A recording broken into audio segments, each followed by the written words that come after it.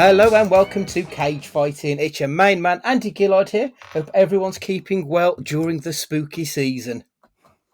Yes, hello everyone. Welcome to Goth Christmas, which is the stupidest holiday of the year. Me speaking second obviously means one thing, that Tara has put a curse on Matthew for his new metal stance a few weeks ago. So he's not here today. Instead, we have Ash, third place. Hi. Yeah, unfortunately, Matt can't be with us tonight. He's been kidnapped and we're currently in negotiations with his tormentors. Hopefully, we'll get him back for next week. As Stu pointed out, it's Goth Christmas time. So, because it's Goth Christmas, we get our favourite actor from the realms of the horror, Mr. Ash Dolan, is back once again to discuss all things spooky. We were supposed to be doing Red Rock West, but because of Matt's absence, we've decided to change it round. We'll be doing that next week. This week, we'll be doing something a bit more horrific. Before we get on to that, though, have we seen any good, decent horror films, either in the cinemas or on Netflix or wherever, really? Ash, anything tickled your fancy lately? Don't know about good. I watched the new Halloween movie. It was a film. I don't want to go too far into it, but it was a film. I watched a film. That's about as good as I can do. I've not. I mean, I still haven't watched last year's, mostly because you hated it, and I've never been a massive Halloween fan, so I just didn't bother. Is it worse than last year's? It depends on where you go, where you stand on it, because I don't think the film knows what it is. It changes its depiction of what Michael is about 3 or 4 times, and then for the big final showdown that it's been advertised as, Michael's barely in it. Jamie Lee Curtis, she's barely in it. They're not the main characters. It's an abomination. I mean, by all accounts from what I've heard, it's Halloween ends, but it's more like Jamie Lee Curtis ends, and everything else is still wide open to continue the series and ad infinitum.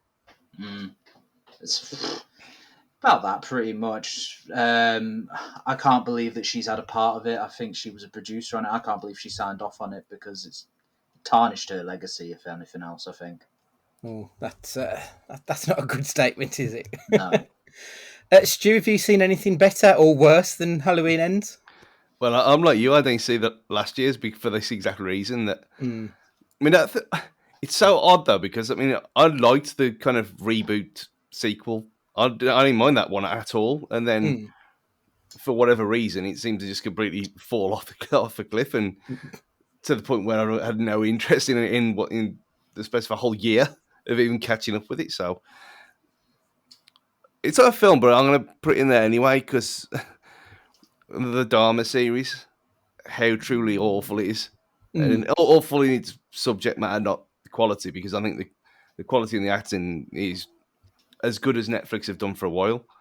But it's that horrific that we were watching it, and Annabelle tapped out after 4 episodes. I can't. She said, "I can't watch this anymore. It's too disturbing." Wow. And I think the fact that it's obviously real as well, and it happened, kind of heightens that. But it's one of them where I've not binged it. I've watched like one every 2 days, just because it's not nice. Is it? It's not enjoyable to watch, but it's riveting at the same time. And for this time of year when we have to watch these kind of things by law, I'd say that's probably as tormented as you're going to watch that you can find for at this time of, well, on a legitimate streaming platform at the minute. Just go and watch Dharma. 10 episodes of gruesome nonsense, which is just very, very bad. It's been on my list. It's just finding 10 hours spare to watch it, really. It's the problem. Evan Peters is very good in it, though. Yeah. Fair play to him.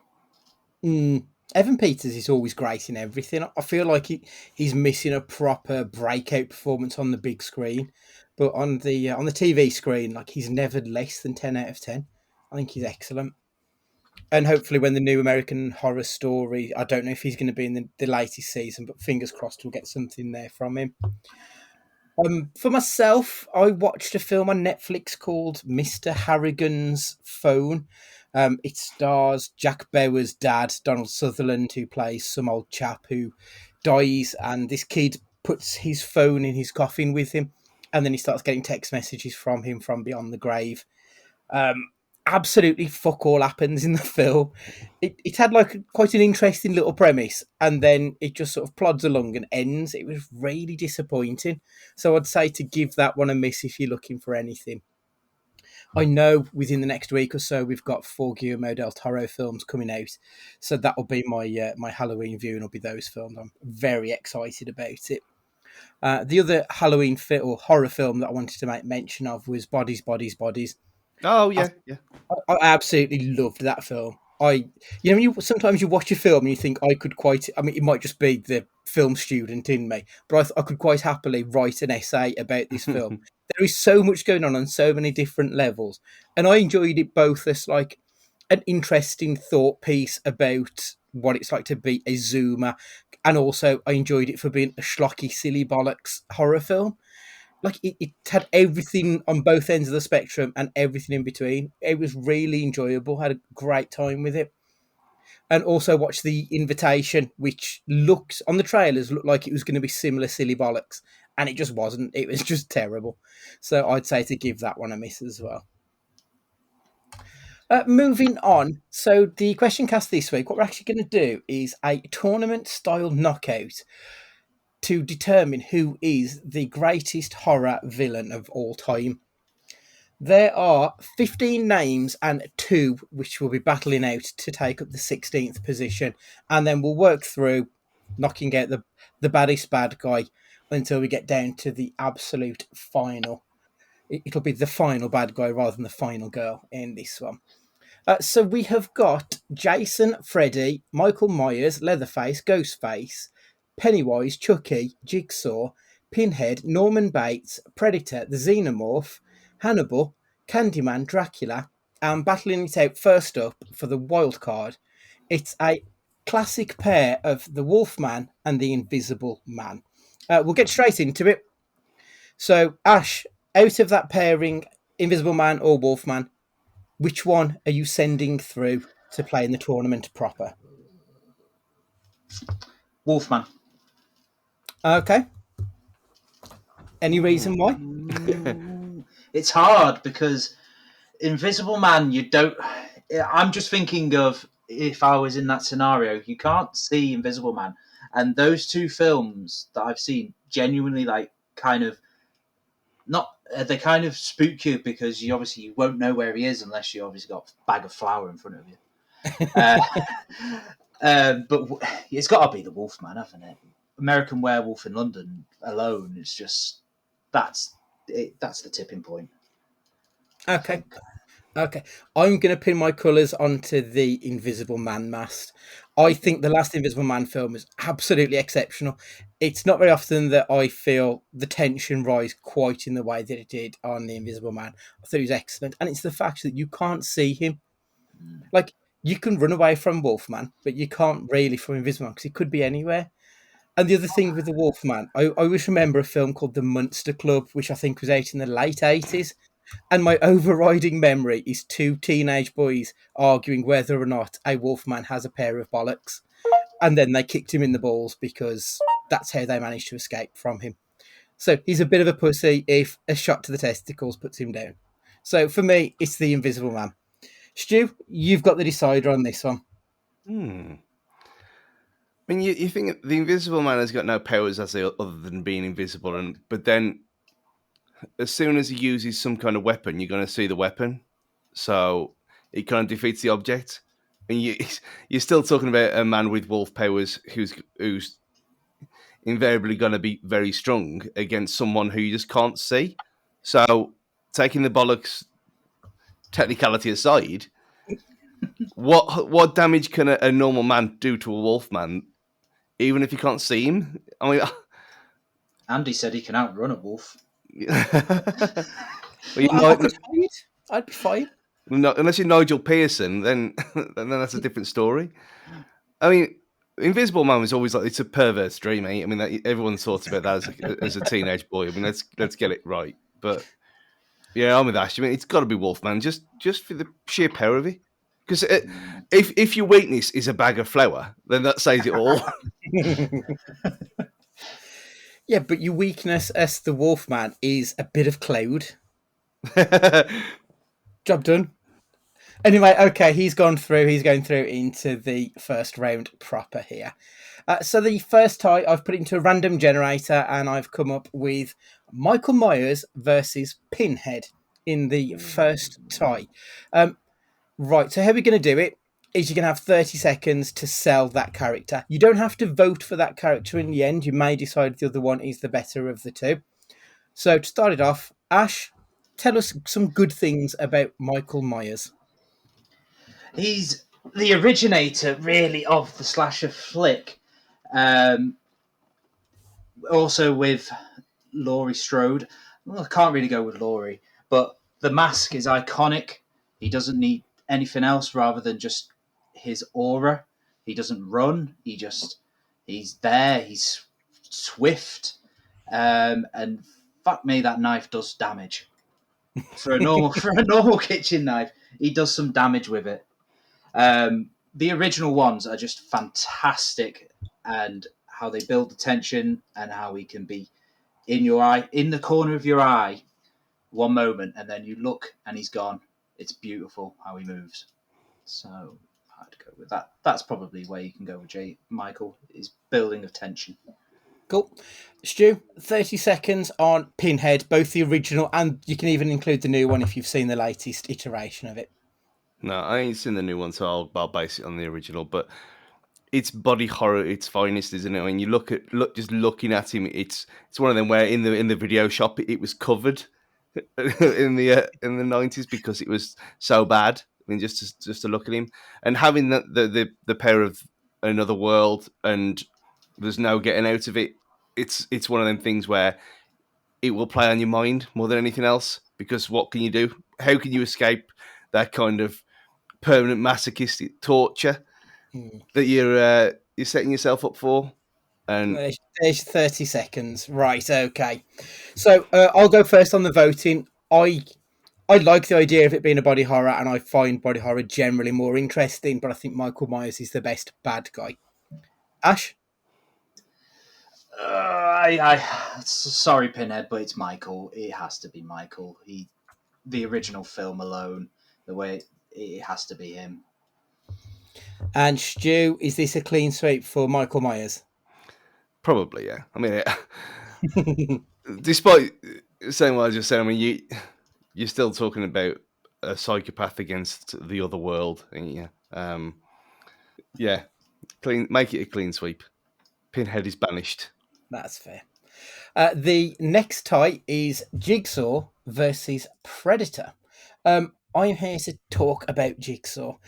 I think Jigsaw, the genius behind the character is the fact that he doesn't actually get out there and kill people. He's the one who will set the traps quite literally in order to hurt people. But it's not him who's doing it. He's using their past against them. Narratively, I think Jigsaw is a very interesting character in that we get his whole lifespan throughout the Saw and even the sequels that come after it. And it's not very often we get that from the get-go in these horror films. We usually just get a very glossed over version for 3 or 4 films, and they do a deep dive into the back catalogue. And I think by making Jigsaw a human made him so much more interesting. That's 30 seconds. Stu, you're up for Predator. I mean, the Predator is basically an alien version of a Texan. I mean, let's be honest. He's just with better weaponry and just there to just purely hunt for fun. And what's more villainous than killing innocent creatures? There is none. He's got no soul. He doesn't care. Hunting for trophies, whatever they are, just to keep them as a collection on his mantelpiece in his little ship. That's all you need to know. So, and he's got a mouth like a pussy, which is always good. So, for that reason alone, there you are. Excellent. Ash, who's going through here? For the fact that he rips their spine out and takes their skull, I'm taking Predator.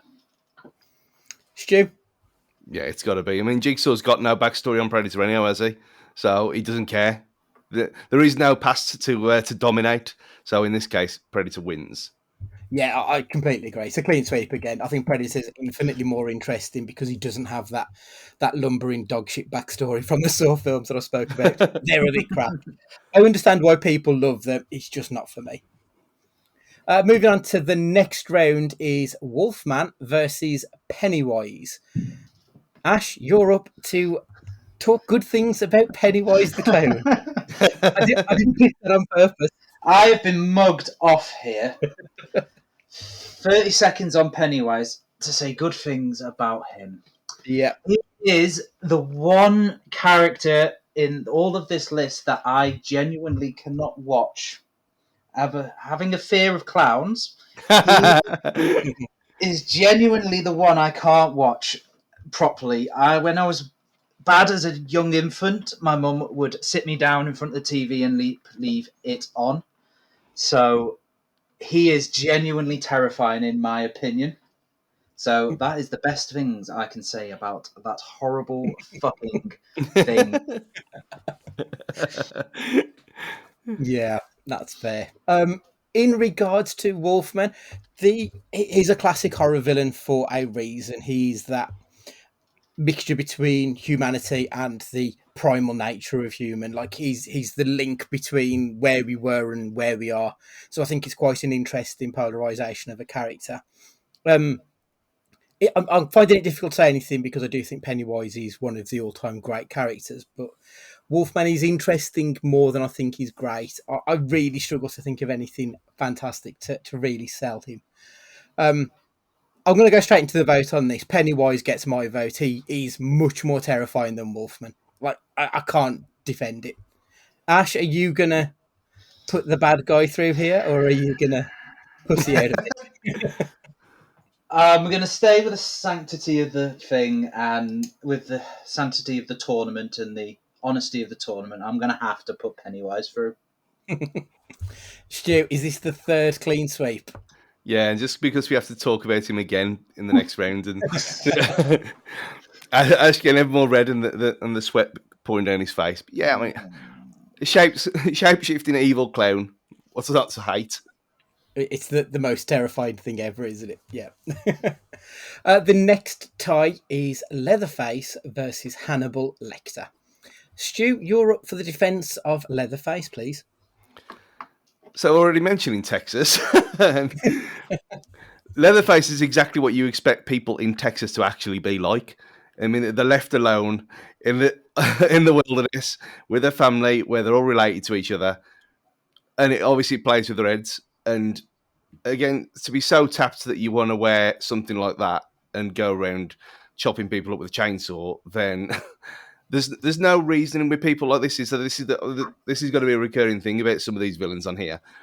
They're so far gone that it makes them even more terrifying. Even if he's just a human person with issues, there's no reasoning with these people. So strength, deadly weapon, and a stupid mask. That's all you need. Excellent. Excellent. Ash, Hannibal Lecter, why is he worse? You said about what's scary about people you can't reason with. It's somebody who knows exactly what the fuck he's doing. And he doesn't have to raise his voice doing it. In the film, that he's probably the most scariest. He's not the bad guy. But fuck me in Silence of the Lambs, you don't mess with fucking Hannibal Lecter. He's a nasty dude. He will fuck you up and he'll make you watch as he eats you.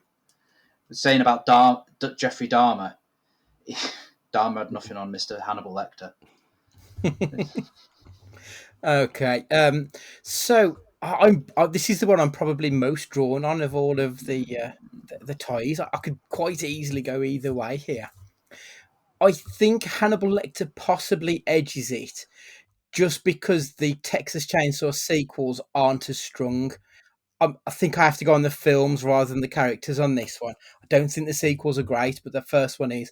Whereas I think the Silence of the Lambs, Hannibal Red Dragon, I think he's been in much better films. So for me, I am leaning towards Hannibal on this one. Stu? I mean, that scene in Hannibal where he feeds his own brain to him, and that was, I mean, I was very old when, relatively speaking, when that came out, and that stayed in my head for ages. I think, like, coffee. Well, yeah, that's all you can now say because you've ate your own brain. I think you're going with a case of warped intelligence over brute force with this one. And it is, I think you're right, this is really close. Would he be able to outwit someone who's a bit thick? That's my only thing. That I'm thinking of it purely by the competition rules and not by films. No, I'm gonna go Leatherface just because of I don't think you can outwit someone who's got no brain. It's fair. I can't argue with your reasoning at all there. Ash, the deciders on yourself here. Again, this is the toughest one so far, but one of them won Best Picture, Best Director, Best Actor, Best Actress, Best Adapted Screenplay. So I'm going to go with Hannibal. I'm going to have to go with Hannibal. That makes sense, yeah. All right, so the next tie is the Xenomorph up against Ghostface. I'm here to rep Ghostface, and Stu, you'll be taking on the Xenomorph. For me, Ghostface, I think, is probably the first real villain that came along during my formative years. I think that he has a place in modern society, probably more so than anyone else on this list who's come along since or before. He very much speaks to a specific period of time. And the fact that he has now managed to cross over to releasing another film, even this year, and it's still as interesting as it's ever been because of the fact that it's not just one person taking it. The character is iconic because it's so many different people. Even within the world of the film itself, I've got to have my time. So that's my 30 seconds. Stu, why is it the Xenomorph? Because the Xenomorph's basically a big, scaly rabbit that all it cares about is reproducing. And if you're going to get in the way of that, then more fool you because your chest's going to get ripped, broken from the inside out. There's no coming back once you face hugged. That's it. Job done. Game over.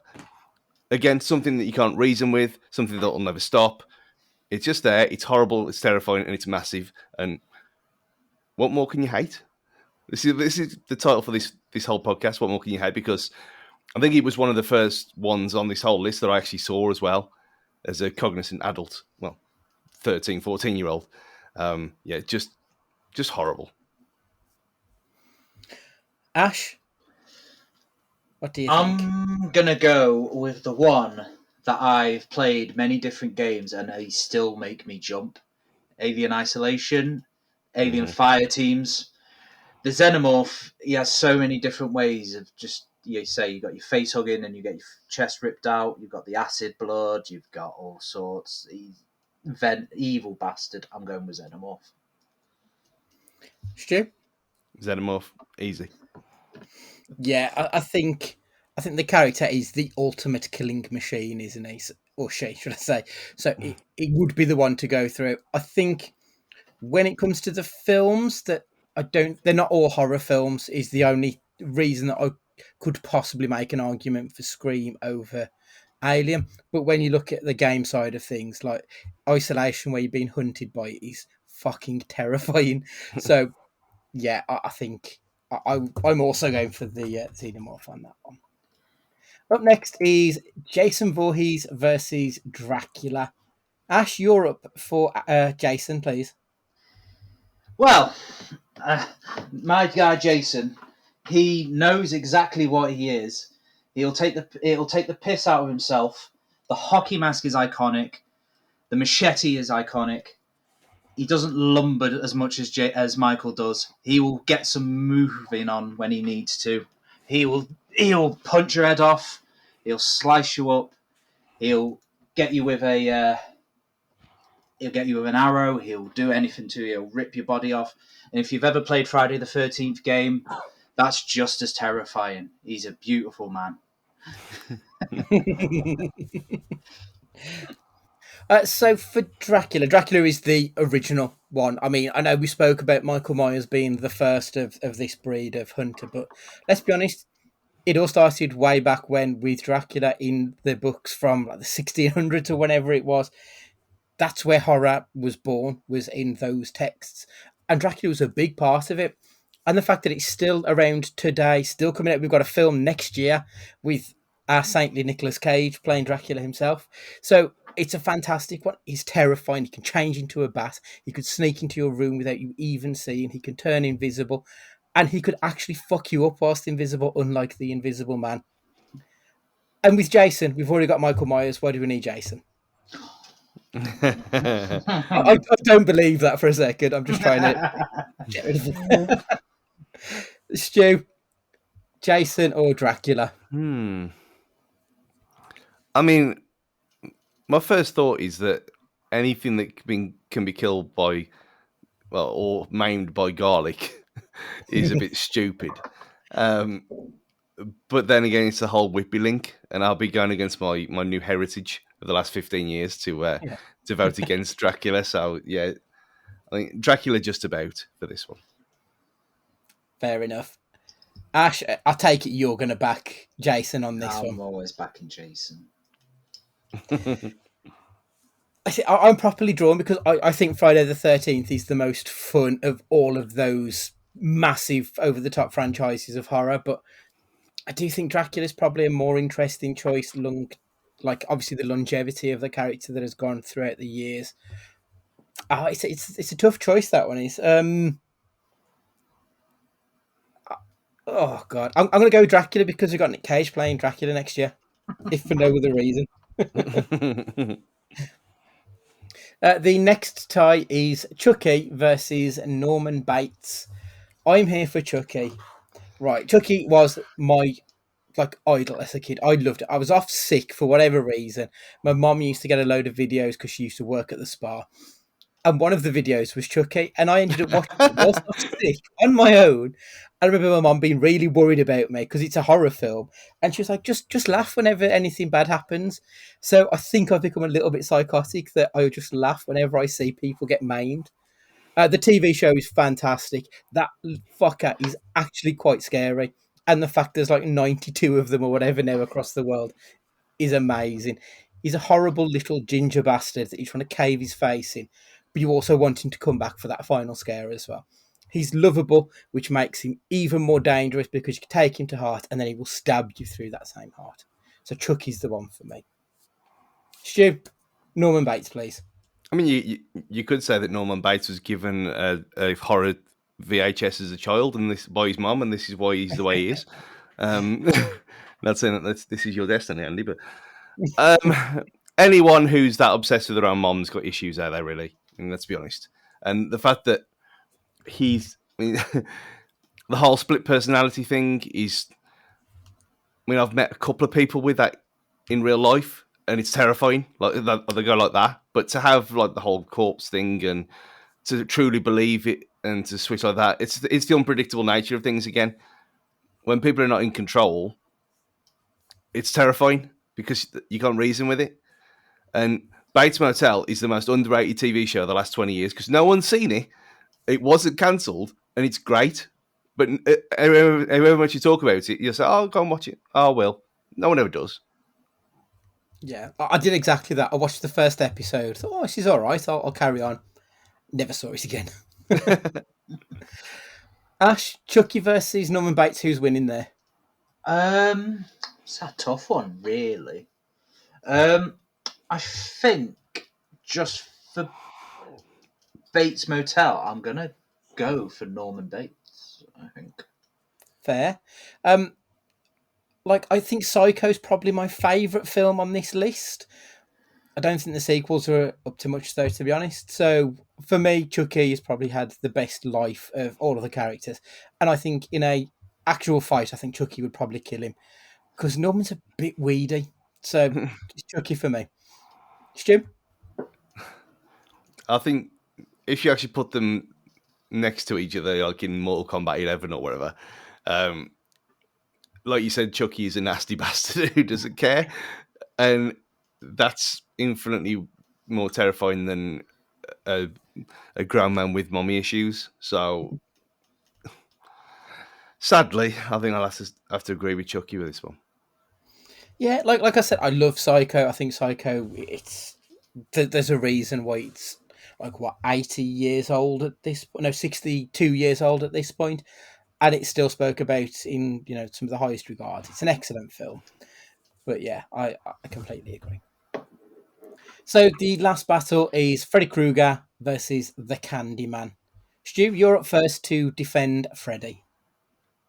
I mean, Freddy Krueger is one of them characters that, not so much now, but at the time was literally the stuff of nightmares.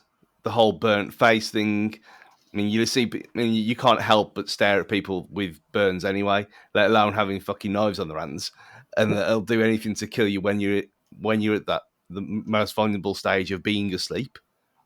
And the whole thing of not wanting to go to sleep when you're especially knackered is terrifying.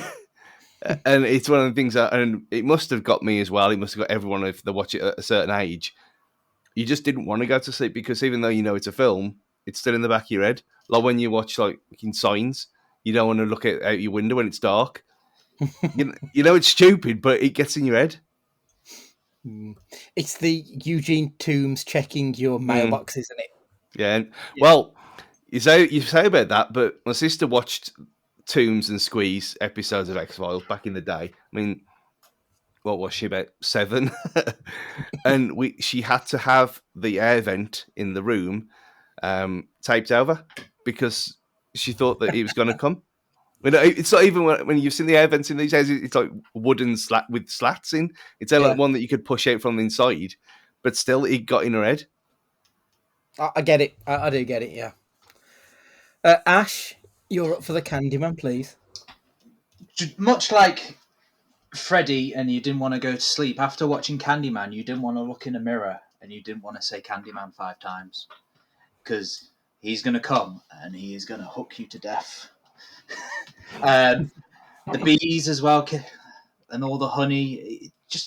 It's different. He was very different in the sense of how he sort of in the newer one as well, sort of aimed in the urban sort of the streets and the ghetto-y area. It was different than most of the other horror films that we've had. And I say, when you've been to watch the film and you're looking in the mirror and you're like, do I say it? Especially when you're younger, just in case he comes and kills you. It's left a hell of a cultural imprint, hasn't it? I think the Candyman. Right, vote time. I'm up first on this one. I think I didn't get into the Nightmare films until quite late, to be honest.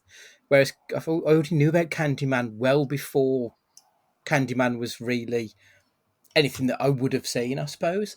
And the fact that Tony Todd will forever be Candyman, and just to see him like normally in any other film, he's a little bit scary looking. So I think he's perfect as the terrifying Candyman. So I think Candyman edges it for me in this battle. Ash? I don't think I can really go against my co-star in The Last Showing, available as most bad and unreputable film streaming sites. So I've got to go with Robert Englund and I've got to go with Freddy Krueger. Stu?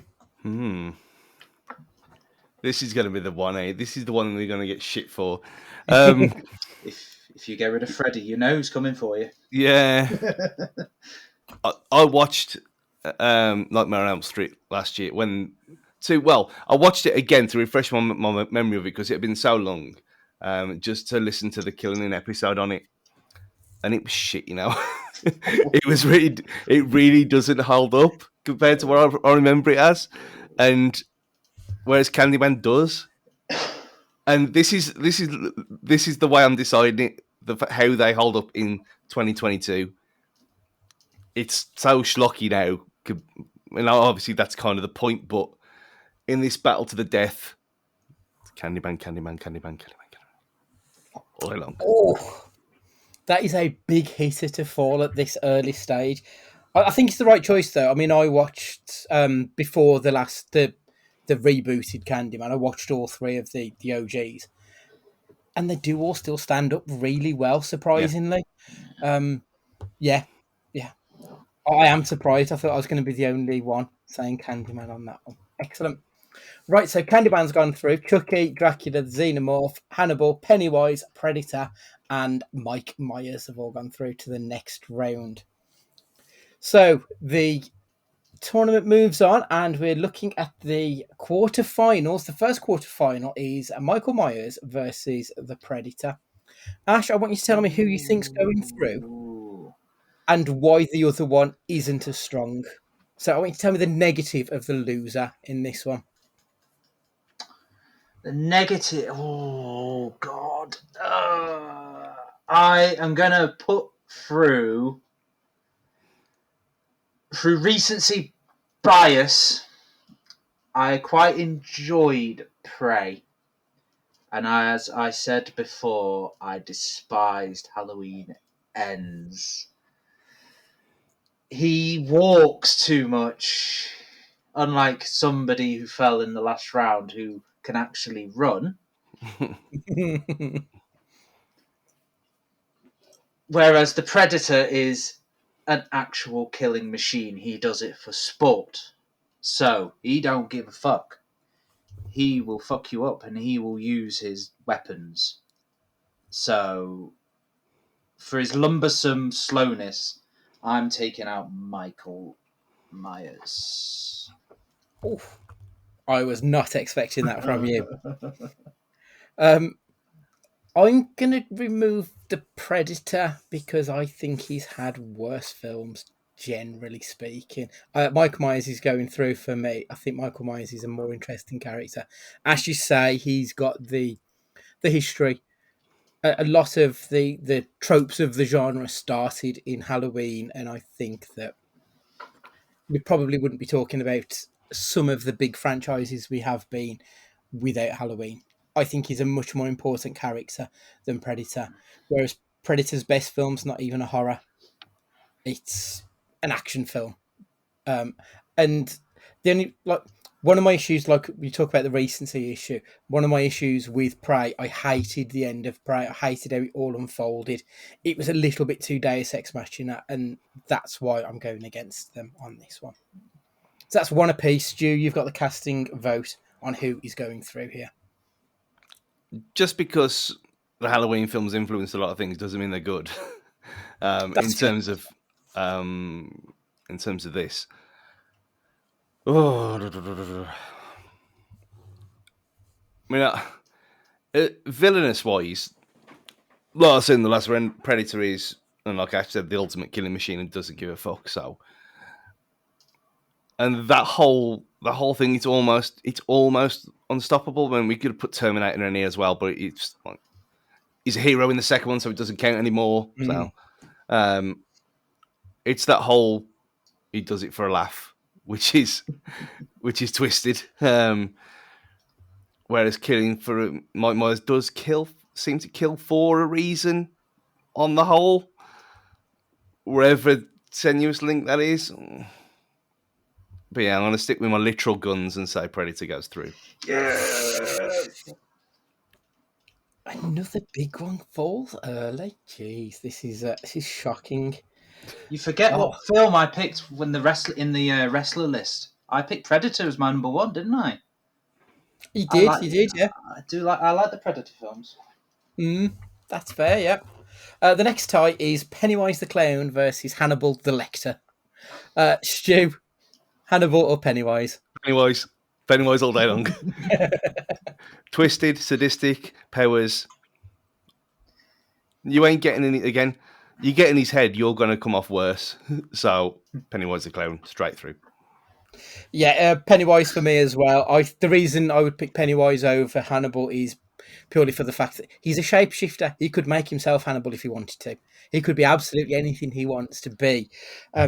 Hannibal's got some great films, under his belt, and I can't knock that at all. But in the Mortal Kombat 11 fight off in this, he doesn't stand a chance, does he? Let's be honest. So it's Pennywise the clown going through. Ash, clean sweep for Pennywise, I guess. Meh. Meh. I'm sticking with Sir Anthony. Sodges. Fair enough. So that's the first semi-final decided, and it's going to be Predator versus Pennywise. Interesting. Moving on to the other side of the tournament, we'll go to Chucky versus Candyman. Stu, who's going home here? Who are you sending through, and why? Oh no.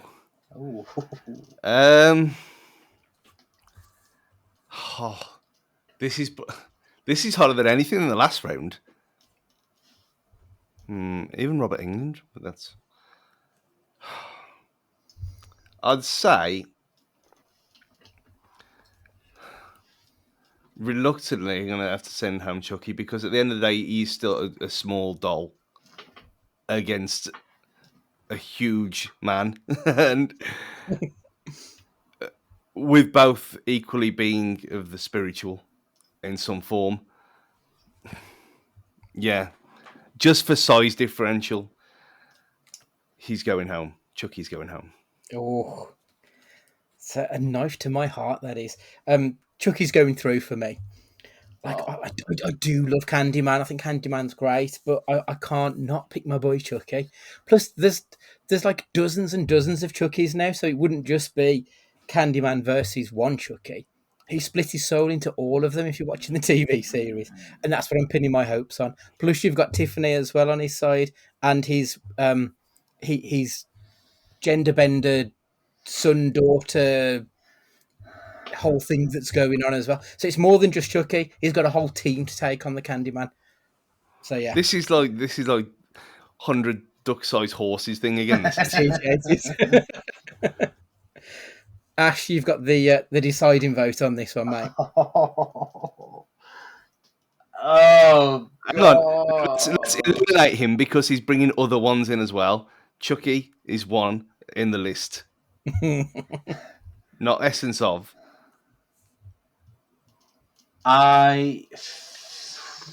Fucking hell. This is actually probably the hardest one now. I'm gonna go with Candyman. Just that hook will fuck that little rat up. Okay, fair. Right then, so the final quarter-final is the Xenomorph versus Count Dracula. Ash, who's going through? Xenomorph, I think, just because Alien 1 is practically perfect, I think. And the Xenomorph, just there's no reasoning with it. It's going to fuck you up if you get in its way. So I'm going to go with...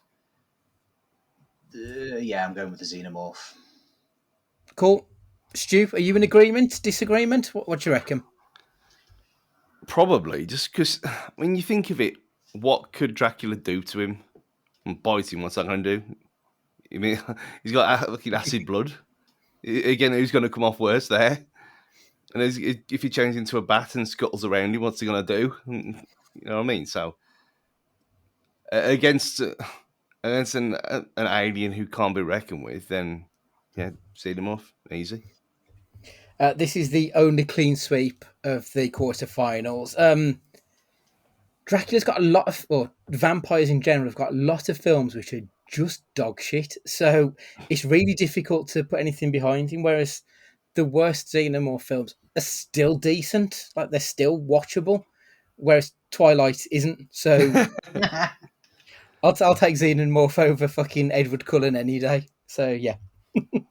So that's the Xenomorph, Candyman, Pennywise, and Predator, which have gone through to the semi-finals. Right then, the first semi is going to be Predator versus Pennywise. Who's got the best film? Who are you sending home? I mean, you can have the best film, but it might not be the one you're sending through. Stu, best film, but who's going home?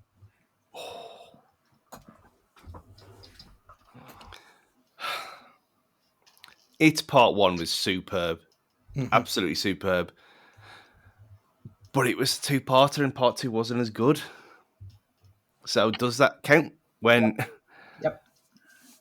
when you've got individual films like Predator and Prey being superb? But you They've can send Pennywise home, but still think he's got the best film. I know, that's what I'm thinking. But Does he? yeah. But again, this is horror and this is not sci-fi action, is it? Necessarily. Which is scarier? Someone who hunts but is in mainly action films? Against, again, a shape-shifting lunatic clown who, again, could turn into a predator if he wanted to. The best films are probably Predator, but he has to leave. Pennywise goes through.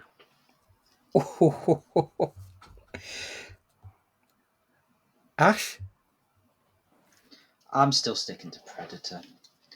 I think, again, I'm going to go back with he will pin you down, he will dig in, he will rip your spine out of your body and rip your skull out and swing that motherfucker around.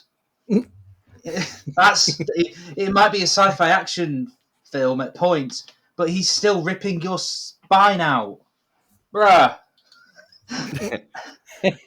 Also, Predator is the best film of all of those. The OG. The OG. Yeah. But yeah, I'm sending Predator through. Okay. I mean, Pennywise is going through, obviously. Obviously. I would even say that he's got the best film. I think the second one is a good film. I just think when it's following up an almost perfect horror, I think that's the issue. We're talking about like a 10 out of 10 dropping to a 7 out of 10. A bit like Dark Knight to Dark Knight Rises. Yeah, that's exactly it. You know, if the quality was swapped around, I think you'd be talking about it completely differently. Whereas I think all of the Predator films are pretty much on an even keel. They're probably more consistent. But I do think chapter one of it is a damn near perfect horror movie. I think it's brilliant.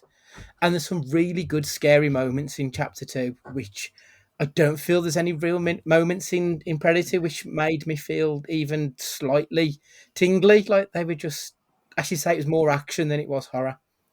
So Pennywise for me. Onto the other side of the bracket. So for a place in the final, we've got the Xenomorph versus the Candyman, which is it's not what I was expecting on this side of the bracket at all, I've got to be honest. Ash, you can kick us off. Oh, God. God. That's actually really tough.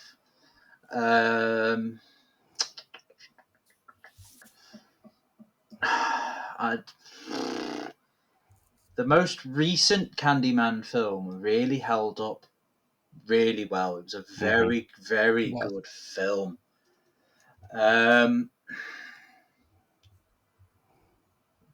But Alien 1, again, the OG, is damn near perfect.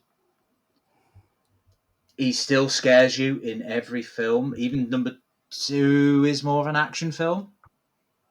But Aliens, but it's still the jump scares. The games are infinitely scary. So I'm gonna go with the Xenomorph. I think You don't seem sure there, but no, Xenomorph. Yeah. Okay. Stu, I've got the same kind of reasoning behind it and all, but there's just something about Candyman because Candyman gets in your head, and also psychological horrors much scarier than jump scares. Which, when we get to the final, regardless, that film's got bow.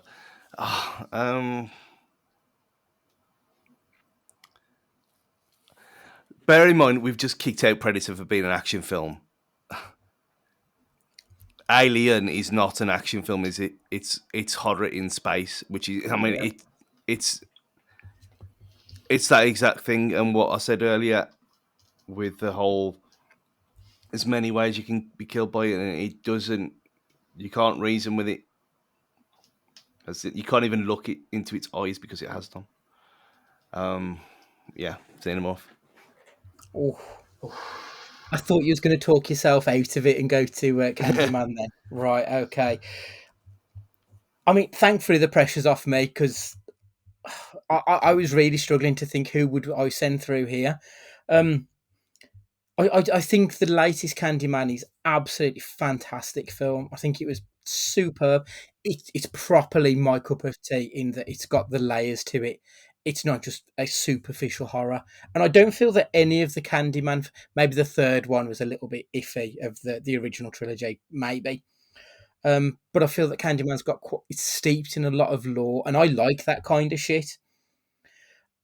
But I think the original Alien probably is the best film of all of the ones we're looking at for a pure horror experience because it is set in space. I think that makes a big difference to it. That it sets you in a setting that you're not familiar with, so you're immediately unsure of where you are because they're not on planet Earth, and then you've got something coming after it as well, which just it's that added layer of horror on top of it. So as much as it pains me because I absolutely loved the latest Candyman, I think Alien is a better film, and I think I would be sending Xenomorph through anyway. So the final to decide King Villain is Pennywise versus the Xenomorph. Stu, Oh, who's, thank you. who's king I have. Or queen, or or queen queen. or queen? Yeah, Well, you know what? You have Prometheus, and Oh, come on. Prometheus gets a lot of shit, and it's actually not that bad, you know. But the whole thing about it being in space with the first one and it being out there, Prometheus being on a livable-ish planet, and then having the exit and seeing what he does to other things other than people, that's terrifying. And once it gets out, how do you stop it? You can't, other than fire, maybe. It fucked up literal gods. Yeah, and but them gods were only fucked up because Pennywise wasn't there. And the fact that you spent an hour squirming in your chair, and the thought of Pennywise, just the thought of him not even being there in the room with you. I mean, I'm amazed that you haven't got a phone call of him there, but you know, everything's now explained that you haven't.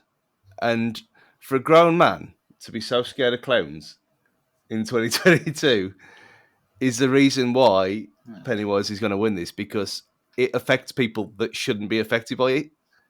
Alien is terrifying, Xenomorph is terrifying, but there's something intrinsically very wrong about something that's supposed to be very innocent and good being so fucked up.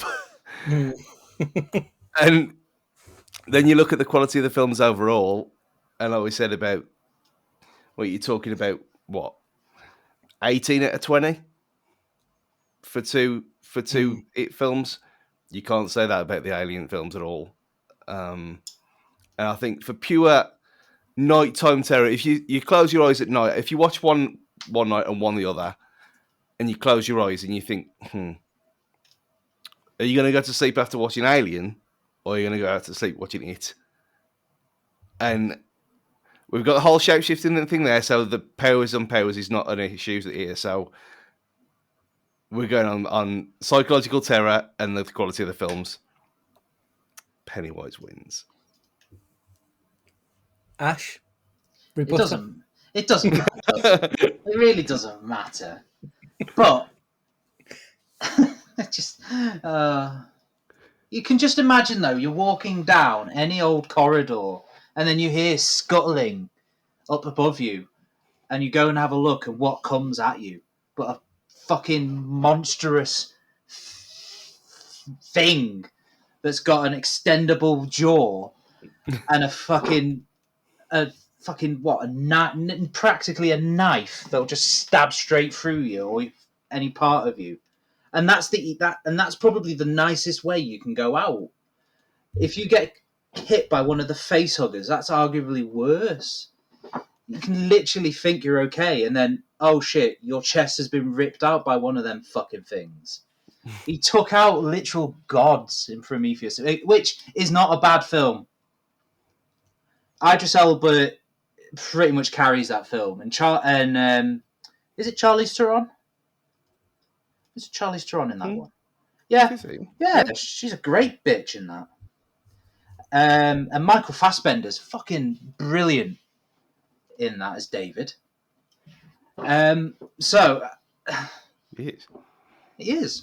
So some of them films get shit. I know I'm babbling and I'm fucking. It doesn't mean a damn thing because I know what's going to win, but I'm going for the Xenomorph again. I haven't seen an It game, and an It game hasn't scared me as much as the fucking Alien games have. Would you play an It game if it happened? I'd have to give it a try because it's one of those games. It's going to scare you, and I know it would scare me, so you'd have to give it a go. It in VR? No.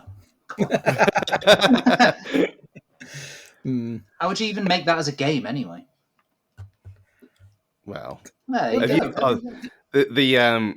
kitchen and Resident Evil 7 in VR is something else. It's like you could just be walking around and you can just look down and I'm sure there's an actual VR game anyway of it, but it's like more one of them like cinematic experiences where you're just looking around and you look at these like in the drain and stuff. That sounds horrific. Absolutely horrific. It is genuinely a tough choice because we're talking about a perfect film followed by a good film followed by films. Against two very, very good films, and also the original two, which were like decent, especially for the period of time that they were actually made, and they were good movies.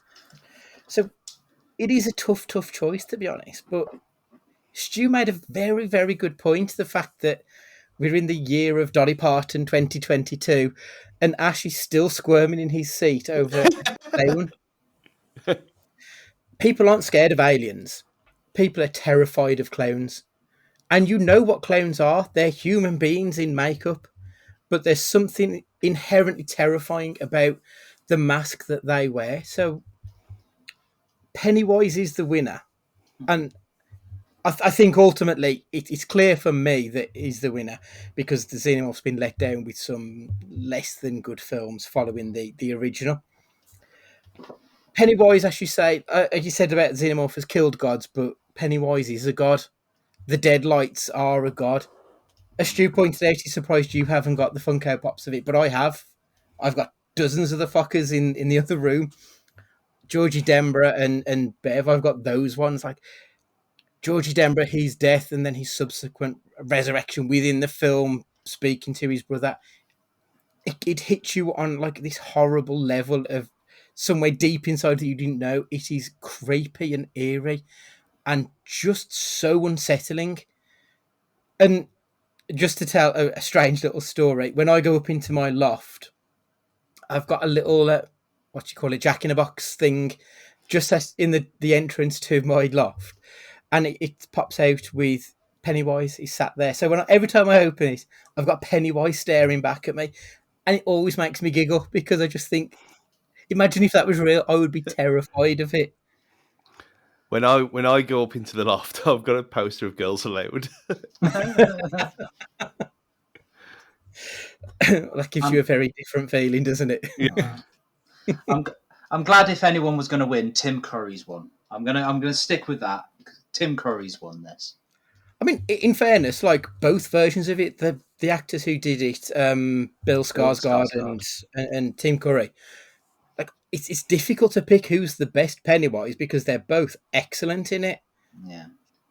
So yeah, I think good point there. Tim Curry just deserves some love. Plus, he was Frankenfurter, and everyone loves the Rocky Horror. Well, yeah. I've got To be fair, I didn't want to say the story because it would have just ended it anyway.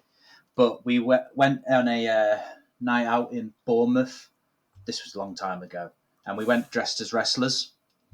And one of my mates knew that I was scared of clowns, but I was dressed as Hulk Hogan. And there was a stag do dressed as clowns, about 12 of them. And I was at the bar getting a drink, and he went to them and he said, "You see you see Hulk Hogan over there?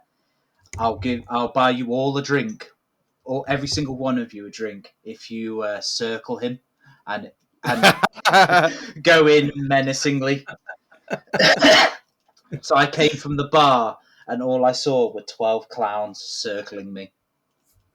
When I tell you that I had they didn't find me. I legged it that quick, and they found me hyperventilating a street over. In fairness, if it was the real Hulk Hogan, I imagine he'd feel very comfortable being surrounded by a bunch of white faces. Well, there you go. So there's our winner. King Pennywise the Clown is the number one horror villain.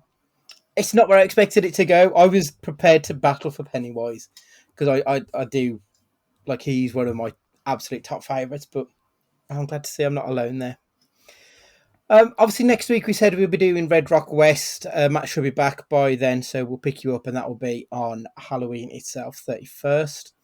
Please make sure you subscribed to whatever podcatcher that you listen to us on so you don't miss an episode. And if you could leave us a review, we would love you forever. Make sure you've got us on the Twitter, TikTok, Instagram, I don't know, MySpace, whatever fucking socials that people use nowadays. I'm sure we're on there in some way or another, so make sure you've got us there. So for this week, Ash, thank you very much for joining us. Would you like to say ta-ra to the people? See you guys. Clowns are the devil's jesters. Stu, would you like to say goodbye? Goodbye. It's goodbye from me, and remember, be excellent to each other.